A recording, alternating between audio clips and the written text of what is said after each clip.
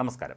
കർണാടകയിൽ ഷിരൂരിലെ മണ്ണിടിച്ചിലിൽ കാണാതായ ട്രക്ക് ഡ്രൈവർ അർജുനെ കണ്ടെത്താനുള്ള എല്ലാവിധ ശ്രമങ്ങൾ നടത്തിയിട്ടും തോറ്റുനിൽക്കുന്ന സ്ഥിതിയാണെന്ന് എ.കെ.എം. അഷ്റഫ് എം.എൽ.എ. പറഞ്ഞു. 8 നോട്ട്സ് ആണ് നദിയിലെ വെള്ളത്തിൻ്റെ ഒഴുക്ക് എന്നാണ് നേവി ഉദ്യോഗസ്ഥർ പറയുന്നത്. 3 നോട്ട്സിൽ പോലും ട്രക്കിനുള്ളിൽ ജീവനോടെ ആളുണ്ടെന്ന് 100% ഉറപ്പുണ്ടെങ്കിലേ ഇറങ്ങാറുള്ളൂ എന്നാണ് അവർ പറയുന്നത് എന്നും എം.എൽ.എ. മാധ്യമങ്ങളോട് പറഞ്ഞു. 10 ദിവസം കഴിഞ്ഞിട്ടും നമുക്ക് ഫലമൊന്നും ലഭിച്ചില്ല. ഇന്നിപ്പോൾ 13ാം ദിവസമായി.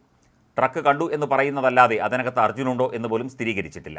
നേവിയുടെ തലപ്പത്തുള്ള മലയാളിയായ ഉദ്യോഗസ്ഥനുമായി സംസാരിച്ചിരുന്നു. ഇന്ത്യയിൽ എവിടെയെങ്കിലും പാറ മുകളിൽ ഉള്ളപ്പോൾ മണ്ണ് മാറ്റാൻ പറ്റിയ യന്ത്രമുണ്ടോ എന്ന് വനമന്ത്രി ചോദിക്കുകയും ചെയ്തിരുന്നു.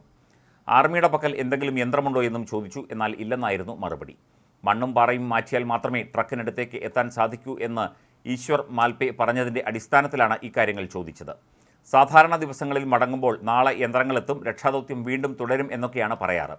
ഇപ്പോഴത്തെ നിലയിൽ ഈശ്വർ മാൽപയുടെ ഒരു മുങ്ങൽ കൂടി അവസാനിച്ചാൽ അടുത്തത് എന്തെന്ന് അറിയാൻ കഴിയാത്ത സ്ഥിതിയാണ്. ജില്ലാ കളക്ടറോടും ഇക്കാര്യം ചോദിച്ചു. ഒഴുക്ക് കുറയാതെ ഒന്നും ചെയ്യാൻ കഴിയില്ല എന്നാണ് നാവികസേനയും പറയുന്നത്. മുഖ്യമന്ത്രിയുമായി സംസാരിക്കുന്നുണ്ട്. ഇരു സംസ്ഥാനങ്ങളിലെയും മുഖ്യമന്ത്രിമാർ തമ്മിൽ സംസാരിച്ച് ഒരു ബി പ്ലാൻ ആലോചിക്കേണ്ടതുണ്ട് എന്നാണ് തോന്നുന്നത്. കേരളത്തിൽ നിന്ന് ഒരുപാട് പേർ രക്ഷാദൗത്യത്തിൽ പങ്കെടുക്കണമെന്ന് പറയുന്നുണ്ട്. തങ്ങൾക്ക് ട്രക്ക് എടുക്കാൻ പറ്റുമെന്നൊക്കെയാണ് അവർ പറയുന്നത്. എന്നാൽ അവർക്ക് അങ്ങനെയൊരു അവസരം നൽകാൻ തത്കാലം ഇവിടെയുള്ള ഉദ്യോഗസ്ഥർ തയ്യാറല്ല. എന്നാൽ മുഖ്യമന്ത്രിമാർ തമ്മിൽ സംസാരിച്ച് ആ രീതിയിൽ ഒരു ചർച്ചയിലേക്ക് എത്തണമെന്നും എം.എൽ.എ. കൂട്ടിച്ചേർത്തു. ഇന്നുകൂടി പരമാവധി ശ്രമിക്കുമെന്നാണ് ഉത്തര കന്നഡ ജില്ലാ ഭരണകൂടം അറിയിച്ചിരിക്കുന്നത്. അർജുൻ്റെ ട്രക്കുണ്ട് എന്ന് കരുതുന്ന ഗംഗാവലി നദിയിൽ ശക്തമായ അടിയൊഴുക്ക് തുടരുന്നത് ദൗത്യസംഘത്തിന് പ്രതിസന്ധി ഉണ്ടാക്കുന്നുണ്ട്. 10 കിലോമീറ്ററിലേറെ വേഗത്തിലാണ് നദിയിൽ ഒഴുക്ക് തുടരുന്നത്. മുങ്ങൽ വിദഗ്ധർക്ക് പോലും വെള്ളത്തിലെ ഒഴുക്കിൽ പിടിച്ചു നിൽക്കാനാവാത്ത സ്ഥിതിയാണ്. കൂടുതൽ മത്സ്യബന്ധന ബോട്ടുകൾ ഷിരൂരിൽ എത്തിച്ചിട്ടുണ്ട്. ഈശ്വർ മാൽപയുടെ നേതൃത്വത്തിലുള്ള മത്സ്യത്തൊഴിലാളി സംഘം ഇന്നും പുഴയിൽ ഇറങ്ങും. ഗംഗാവലി അപകടം നിറഞ്ഞ നദിയാണെന്നും ഇത്തരം ഒരു ദൗത്യം ആദ്യമെന്നും ഈശ്വർ മാൽപ മാധ്യമങ്ങളോട് വ്യക്തമാക്കിയിരുന്നു. സ്വന്തം റിസ്കിലാണ് പുഴയിൽ ഇറങ്ങുന്നത്. ഇതുവരെ ട്രക്ക് കാണാൻ സാധിച്ചിട്ടില്ല.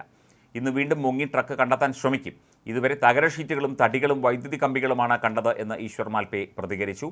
പ്രതികൂല കാലാവസ്ഥയെന്ന് പറഞ്ഞ് രക്ഷാപ്രവർത്തനത്തിൽ നിന്ന് കർണാടക പിന്നോട്ട് പോകുന്നതിനോട് കേരള സർക്കാരിന് യോജിപ്പില്ലെന്ന് മന്ത്രി മുഹമ്മദ് റിയാസ് നേരത്തെ അറിയിച്ചിരുന്നു.